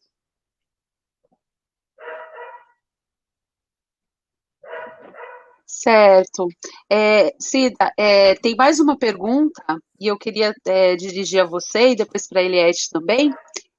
O Elcio Barbosa perguntou quais são os desafios que ainda precisam ser superados para passar dessa situação de empregado doméstico para trabalhador ou prestador de serviços regulamentado com as garantias trabalhistas. Posso começar, Tati? Pode sim. Tati?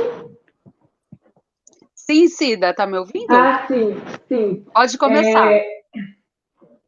Elcio o nome dele, né, Tati? Esqueci. Bom, depois ela me corrige, se eu não vou nem falar se tá seu nome para não dizer. Elcio, querido, axé, irmão, boa noite. Eu acredito que tem você trouxe dois elementos muito interessantes aí nessa sua pergunta. Eu acredito que tem que ter um trabalho firme, com respeito, com firmeza, né, político, mas também aqui embaixo nós ter uma voz, nós termos uma conversa, nós termos um desejo de que alguma coisa se mude, né, que alguma coisa se mexa. Então, se a gente continuar caladinho, quietinho, vamos levando, empurrando com a barriga, ninguém na minha família morreu, então a gente vai levando, a família do outro não me afeta, o outro que perdeu sua família não me afeta. Se a gente ficar pensando só no nosso umbigo, eu acho que a gente vai ter um grande caos nesse país. Agora, se nós todos, enquanto mulheres negras e junto das nossas famílias, dos nossos homens negros, dos nossos filhos negros, de quem mais chega junto com a gente, se comove com as nossas lutas, e aí a gente chega junto e faz um barulho, e faz uma conversa, e faz um diálogo, e dê um grito. Eu acho, Cida, que eu vinha no meu pequeno pensar, eu acho que a gente consegue alguma coisa. Mas se não, eles lá em cima ou lá embaixo, não sei onde que eles ficam, só por eles mesmo, não acredito, não vejo grandes transformações ou então grandes mudanças que possam trazer um melhor viver para nós. Eu acho que nós é que estamos passando de fato, principalmente quem está mais na linha de frente, passando de fato por situações que estão nos atravessando, estão nos machucando, estão nos matando. A gente é que tinha que começar a mexer com isso, sabe? Falar, não aguenta mais, eu não aguento mais, não está dando mais. Está pesado para nós. Não, meu marido não aguenta sair mais 4 horas da manhã para poder trabalhar e servir, ou o que ele traz para dentro de casa. Eu também, sabe? Eu, meu marido, minha filha, meu filho, eu, meu marido, minha avó, minha tia, que moramos junto, ou eu sozinha, mãe solo, sabe? Eu estou cuidando de 2 crianças, não tô dando conta. Não. Nós estamos precisando fazer esse grito, sabe? Porque senão nada vai acontecer.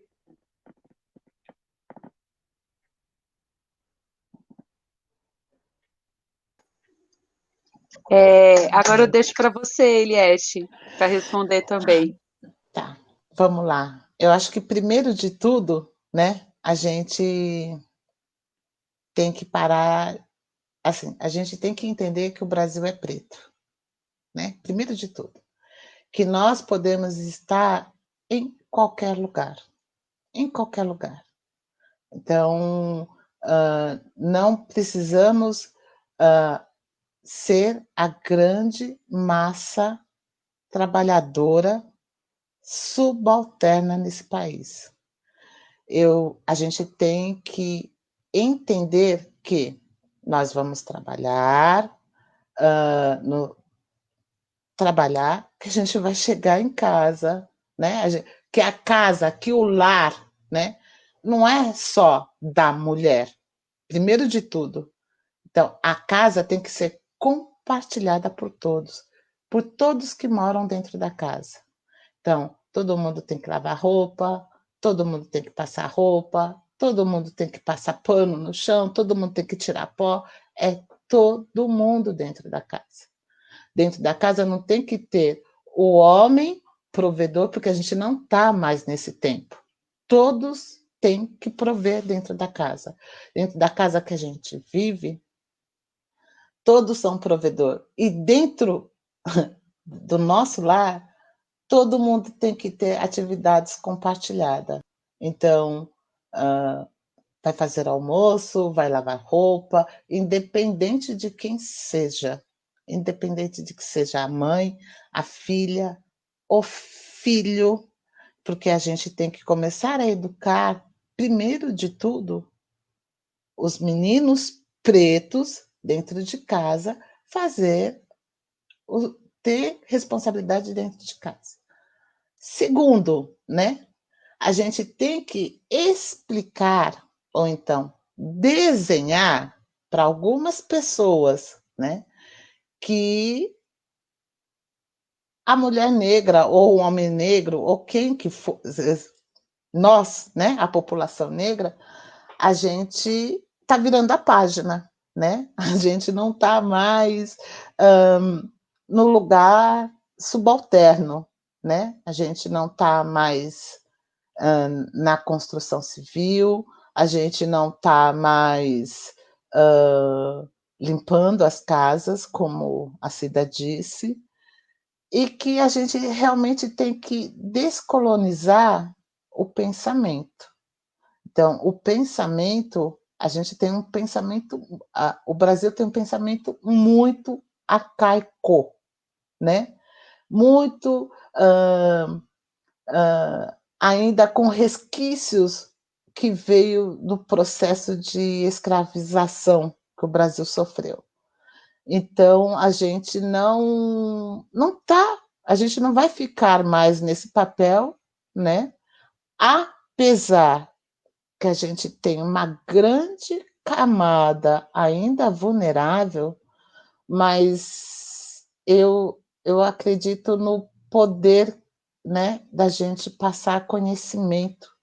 E assim, o conhecimento que a gente está passando não é só quem é que está na academia, não, entendeu? O conhecimento que a gente está passando é dentro de casa, a gente está explicando para as crianças agora que não é mais da mesma forma. As crianças têm bonequinhas pretas, né? Os meninos não precisam ser só jogador de futebol para poder melhorar de vida, né? Então a gente está passando por. Vai demorar ainda, como a Cida falou, né? Vai demorar porque o Brasil é muito desigual. Mas eu acredito que a gente está virando a página, a gente está passando por um processo histórico muito marcante, muito, muito determinante, porque a gente acredita que a gente pode agora, a gente está podendo, né? A gente está brigando para conquistar espaços, e eu não quero vir só agora, numa live, falar do povo preto. Eu quero entrar numa live e falar sobre políticas públicas também, né? Eu não quero falar... você, Tati, que é da área de jornalismo, você não precisa só ficar falando de mulher preta, entendeu? Você pode, deve e tem competência de falar de outros assuntos. A gente tem competência de falar de outros assuntos. A gente pode estar em outro lugar. A gente só vai quebrar essa barreira a partir do momento que a gente ocupar espaços que determinam o poder, né? Mas ocupar espaço não para fazer a mesma coisa, mas ocupar espaço para entender como que realmente a gente é, de ser justo, né? De ter uma sociedade mais equilibrada, né? Aonde que eu não quero mais ficar falando, né? De coisas que são referentes somente a nós. Eu tenho competência de falar de outras coisas também, né? A gente tem competência. A Cida acabou de falar, ela não precisa fazer só o papel de empregada doméstica na peça que ela está fazendo, né? Ela pode ser protagonista de uma novela também. E é isso. Eu acho que a gente... o que está acontecendo é que estão percebendo que nós temos competência para algumas coisas, e a partir do momento que a gente se mexe, né, a gente cria desconforto em algumas zonas, né, que já estão estabilizadas. Então, a partir do momento que a gente cria desconforto, a gente coloca em choque alguns privilégios de algumas pessoas. É isso. Perfeito. Tati? Oi, estou aqui. Eu queria pedir desculpa, vocês todos ao vivo, vocês que estão aqui com a gente, vocês duas também, você, Eliette e Tati. Eu respondi a minha pergunta indo para um outro lugar porque eu entendi outra coisa. Depois que eu li, indo no raciocínio da Eliette, eu queria só aumentar uma coisinha aqui para complementar com a Eliette. Ele estava perguntando, na verdade, como é que a gente muda, como é que a gente sai desse lugar de empregado doméstico, não era, Tati, essa pergunta? E iria para... Coloca a pergunta de novo, Tati. Isso. Empregado doméstico para trabalhador e prestador de serviços regulamentado. Então... Eliette colocou no ponto... Então, e aí eu estava pensando, gente, essa pergunta interessantíssima. Não era assim que era a resposta. Me desculpe, querido. Eu fui para um outro lugar de raciocínio, de busca. Eu entendi uma outra pergunta e respondi para você. Mas não, eu quero sim ter esse cuidado, esse respeito com você, com seu pensamento. E eu acho ela muito importante para eu também vir daqui pensar e trazer com vocês uma reflexão e uma provocação. Quando o homem negro, verdadeiramente, honestamente, com a sua dignidade de homem negro, de homem africano, afro-brasileiro, fizer a pergunta do que significa a sua esposa negra e servir na casa de um outro homem branco, vocês nos ajudam a responder. E vocês também respondem essa pergunta. Porque vocês têm que pensar da seguinte forma: o que significa minha mulher ir servir na casa de um outro homem? Primeiro que ela está trabalhando, ela está servindo dobrado, porque a nossa mulher negra, a gente serve na nossa casa, né? A gente está falando aqui da questão de servir, mas a gente sabe que a gente faz isso na nossa casa. E a gente faz por amor, por troca, por compartilhamento, de viver em comunidade. Isso é natural. Porém, também a gente sabe que a gente pode dividir as tarefas, como bem a Juliette trouxe agora, mas eu acho que essa pergunta ela ainda está mais na base não, lá na raiz de uma cultura naturalizada no Brasil, de que até os homens negros se colocam em conforto enquanto as mulheres deles servem para eles e para a sociedade branca. Então, eu acho que quando eles também se colocarem em desconforto com esse lugar, com esse movimento, de ver a sua esposa atravessando São Paulo 365 dias para lavar a cueca do filho do Bolsonaro, esse homem precisa achar que tem alguma coisa estranha. Que posição que ele coloca, em que posição que ele se coloca diante dessa família que ele se estabelece.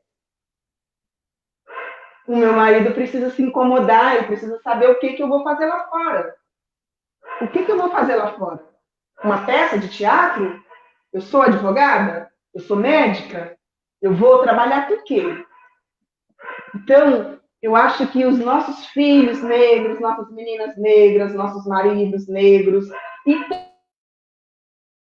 quando a gente trabalha como uma doméstica, em que posição todo o resto da nossa família está?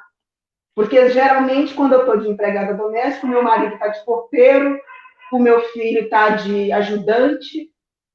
Então, nós não mexemos, não é uma questão assim de Cida, da Cida Baú, da mulher negra, somente da mulher negra.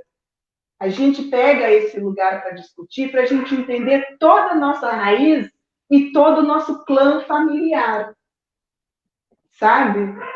Então, eu gostaria de pedir desculpa por ter respondido de forma equivocada e trazer esse ponto de vista para a gente pensar, para a gente refletir. Cida, você não tem do que se desculpar, a sua fala está sendo muito enriquecedora. E aí eu vou aproveitar que você já está na tela e vou fazer uma pergunta que é para você, tá?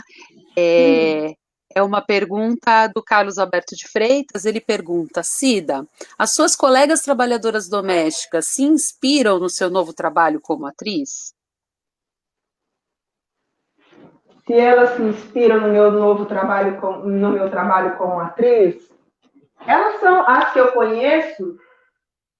As que eu conheço geralmente são as mais, né, são as familiares que eu cresci, amigas de quando eu era criança, era menina lá em Belo Horizonte, e eu falei para vocês desde o início que eu entrei numa escola lá em Belo Horizonte aos 16 anos, e essas meninas negras eram empregadas domésticas também. Quando elas me veem na televisão, quando elas me veem fazendo algum trabalho, quando elas já entenderam que eu rompi com essa questão e que eu batalho muito para isso, sim, eu já ouvi delas. Nossa, Cida, que mulher, que lugar. Nossa, Cida, como eu faço para eu poder sair disso?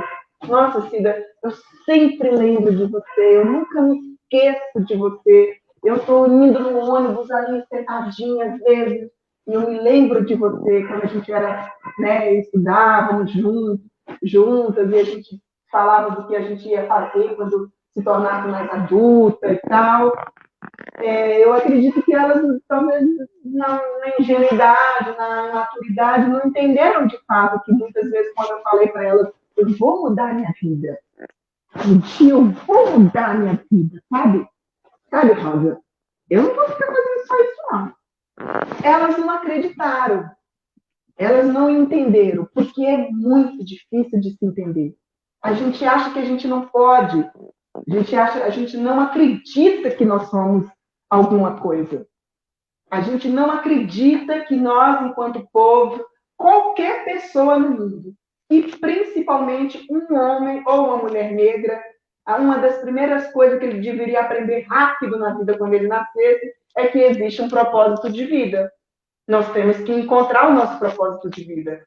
Quando isso é muito afastado de nós, então a gente não sabe perguntar. Eu estava ali perto delas, falei com elas algumas vezes. Eu sei que elas me admiram, mas não, elas não ouviram.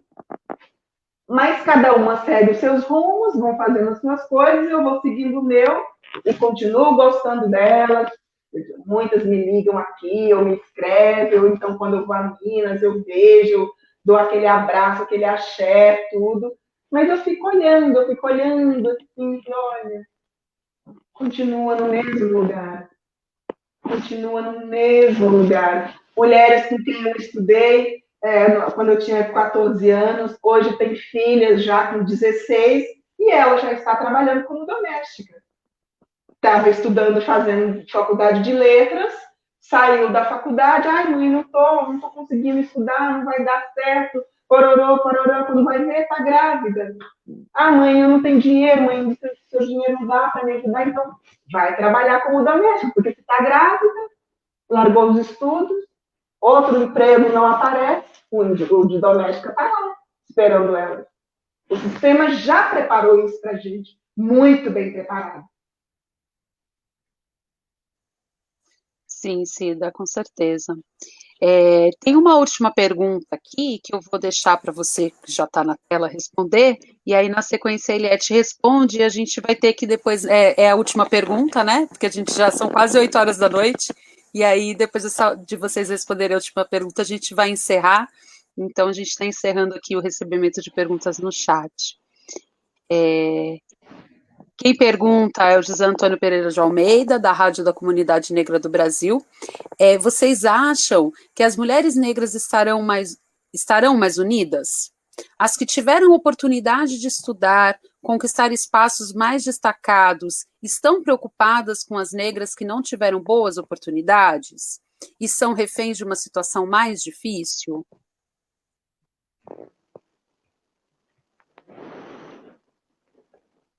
Nath? Oi, Sim, você está me Cida. ouvindo? Tati, deu uma falhadinha, né? Mas eu posso responder? Sim, você entendeu a pergunta? Eu Sim, vou ela está descer aqui. ela na tela para você. Sim, obrigada, querida. Ela está aqui sim na tela. Nossa, eu acho que sem dúvida nós estamos sim mais unidas. Olha, nós aqui, três pretas lindas aqui, trazendo esse assunto, pensando esse assunto, se revirando nesse assunto, brava, nervosa, amorosa também com esse assunto. Olha nós aqui olhando para elas lá. Olha a pergunta que o outro amigo acabou de me fazer. Eu estou olhando para essa menina que está lá em Belo Horizonte. Claro, sem dúvida. Graças a Deus, as políticas públicas do próprio Lula e muitas outras políticas de políticos honestos, sinceros, que conseguiram deixar alguma coisa nesse país, têm informou centenas de mulheres maravilhosas. Olha a Eliette aqui na nossa tela, uma doutoranda, pensando nesse assunto. Olha essa mulher linda que debruça quantas horas da sua vida para estudar sobre a vida dessas mulheres.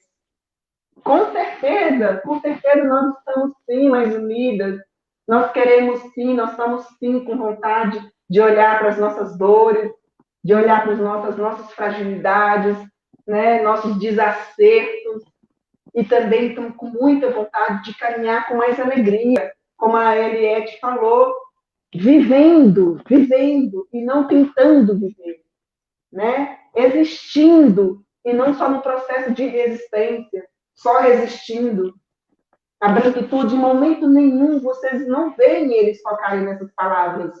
Eu resisto, não, a branquitude só está completamente vivendo. Vocês viram lá a Sari Cortes Real? Ela estava vivendo ali, você viu? A pose dela, o traje dela. Em momento nenhum ela parou a vida dela. Depois da queda do Miguel. Por quê? Você via ali no corpo dela. Ela foi ao salão, ela pintou a unha, o cabelo dela estava lindo, você via que a pele dele estava completamente nutrida, as joias, a quantidade de aparato que ela tinha. Tudo ali tem poder econômico, tem um descanso, tem toda uma postura, tem todo alguém que faz para ela, entende? Então, sim, nós estamos vivas, as mulheres negras estão vivas, e são intelectuais, e estão pensando nisso, e estão jogando isso na roda, e estão trazendo mais mulheres negras.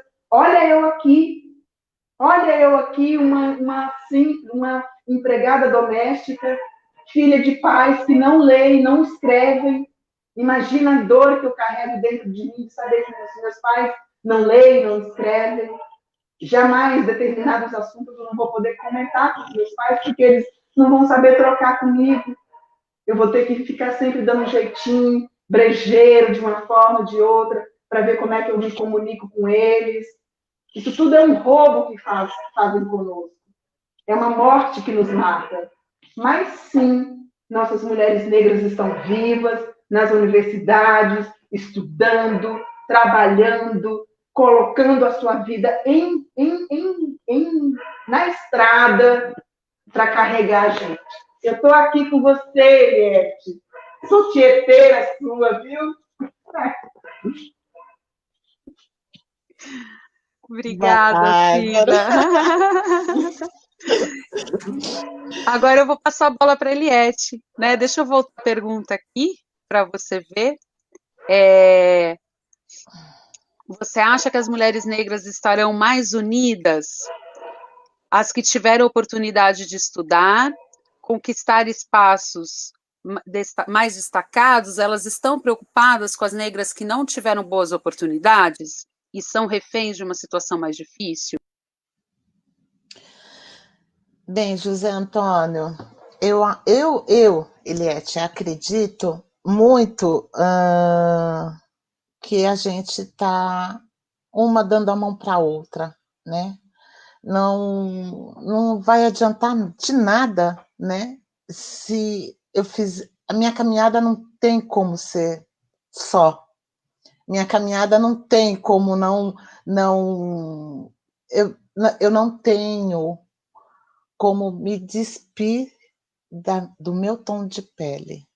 Meu tom de pele vai carregar sempre para qualquer lugar que eu for. Então, eu sempre vou ser Eliette, uma mulher preta, em primeiro lugar, né?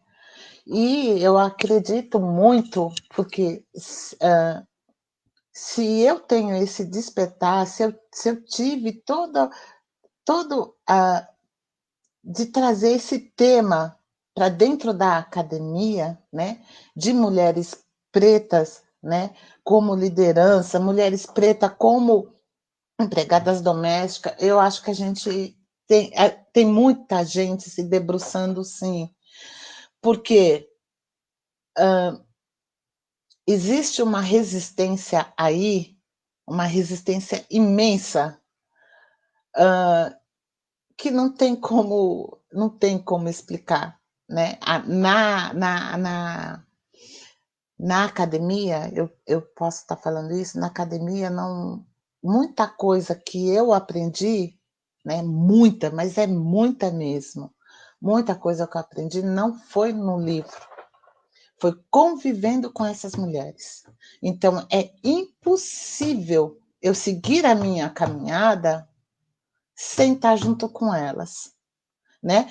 Falando em caminhada aqui, eu quero mandar um salve para as meninas de Caieiras, né? Que é um coletivo de feminino, um coletivo de mulheres periféricas, né? Que uma está dando a mão para a outra. E eu estou nesse grupo também. Estou junto com elas, tentando aprender com elas. Eu acredito que eu aprendo muito com elas e o que eu tenho, eu tento compartilhar com elas também. Então, eu acho que não existe essa caminhada sozinha, né? Não existe. Eu acho que se existe alguém que está nessa caminhada achando que está se sobrepondo, né, a outra mulher negra, que se está se sobrepondo a uma a outra, ela está no caminho errado. Entendeu? Sinto em dizer, está no caminho errado. Porque não vai levar a lugar nenhum. Não vai levar a lugar nenhum. Então, eu acho que a gente tem que aprender. A gente tem uma riqueza, né, dentro dentro de família preta, né? Que eu acho que isso a gente tem que enaltecer. A gente tem o poder da oralidade. A Cida acabou de falar dos pais dela, me comoveu muito isso, Cida, mas eu tenho certeza, entendeu? Que a memória, né? A memória afetiva, que a memória que os seus pais, a história de vida que os seus pais trouxeram para você, que trouxeram para nós, né? Que os nossos antepassados têm e que estão até hoje contando como resistiu, porque não era para a gente estar mais aqui, né? Foi muita opressão, não era. Estão tentando ainda exterminar, né, a população negra, né? Através da fome, através do genocídio dos jovens negros, né? Através dessa pandemia que está aí, né? Mas a gente tem muito axé, nisso eu acredito, a gente tem muito axé, a gente tem uma proteção muito grande, e é nessa que eu acredito, e é nisso que eu vou acreditar sempre. Então, eu não é porque eu estou na academia que daqui a pouco eu vou estar com o meu título de doutor que eu vou deixar de ser Eliette, uma mulher negra. Isso jamais. É isso. Obrigada, Eliette. Obrigada, Cida. Opa, entrou. Muito obrigada. Olha, eu estou assim, muito feliz de ter recebido vocês hoje aqui na nossa primeira live da Quilombação, tá? E agradecer muito as duas, né? Acho que poderíamos ficar aqui até amanhã conversando, né? Mas infelizmente temos que encerrar. E eu gostaria de abrir o microfone para vocês poderem fazer o encerramento e se despedirem também, né? Vou começar com a Cida e depois a Eliette, tudo bem? Quero deixar aqui, Tati, através da sua pessoa, da sua energia, da sua voz, toda a minha gratidão por esse espaço, por esse momento de troca, de escuta. Quando esse momento que a gente vem usando bastante através das lives, que é conversar, né, e escutar, você escuta a outra falar, você fala para a outra que escuta. Isso nos abre muito espaço para a gente poder, né, dentro de nós, e a gente poder ir construindo mais, se colocando mais forte, né, nesse momento tão sombrio, tão duro que a gente está atravessando, e que a gente tem que buscar as celebrações, ainda que tem tantas dores, a gente tem que buscar alegria, ainda que tantos atravessamentos, a gente tem que buscar estar firme, né? Porque se a gente não quer escolher ir embora daqui, é tão lindo esse mundo, é tão lindo, eu acho, esse planeta, tem tantas coisas boas que a gente poderia e vamos fazer por aqui, então a gente fica de teimosa mesmo, a gente vem para essas lives, para essas conversas, para essas escutas e para essa troca, essa partilha de muita gratidão. Eu agradeço muito a você, Tati, a todos os organizadores, os pensadores, as pensadoras, a Tâmara também, que eu sei que está por aí, a Eliane também. Um beijo, cheiro, um axé para vocês, suas lindas. A todos que estão nos escutando aqui, trocando conosco. Vamos conversar mais, refletir mais, né? Falar uns com os outros e poder passar por essa, vencer tudo isso que a gente está vivendo. Obrigada, gente. Um beijo, axé. Axé, Eliette, sua linda. Axé, axé. Agora eu vou passar a palavra para a Eliette. Ai, gente, muito emocionante. Foi uma emoção assim muito boa de sentir, né? Eu acho que a gente tem que falar uma coisa boa que aconteceu diante de tudo isso, né? Diante desses tempos difíceis que a gente está passando. A gente está aqui, a gente está utilizando uma ferramenta que a gente não usava antes, né?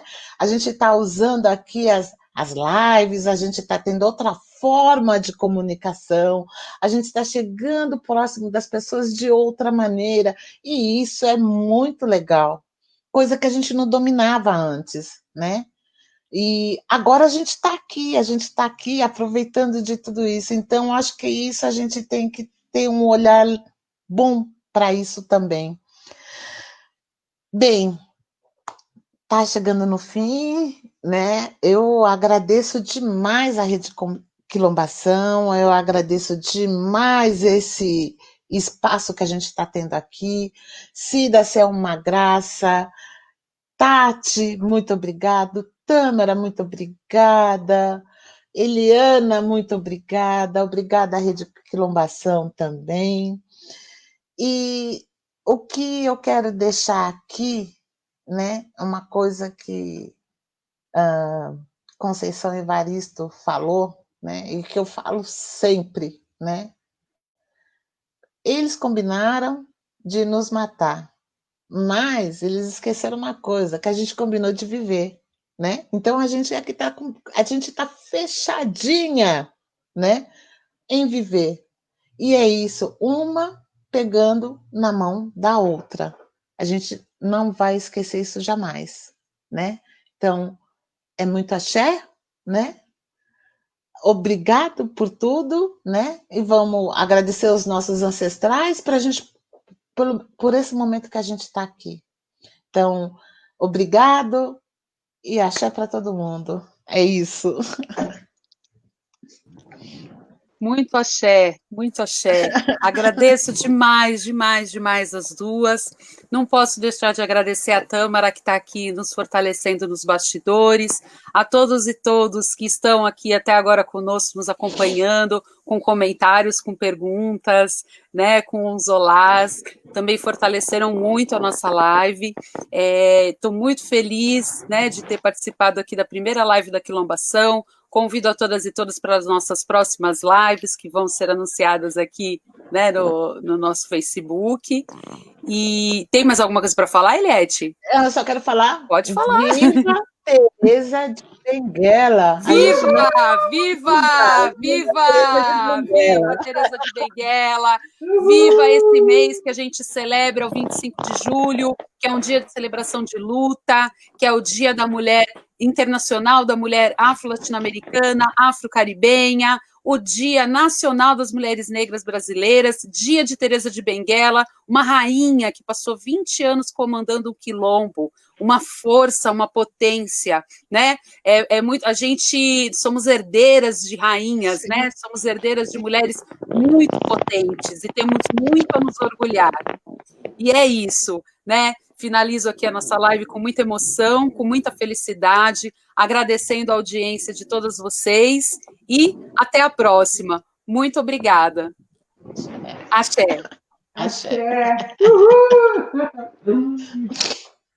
É nóis! É nóis! É nóis!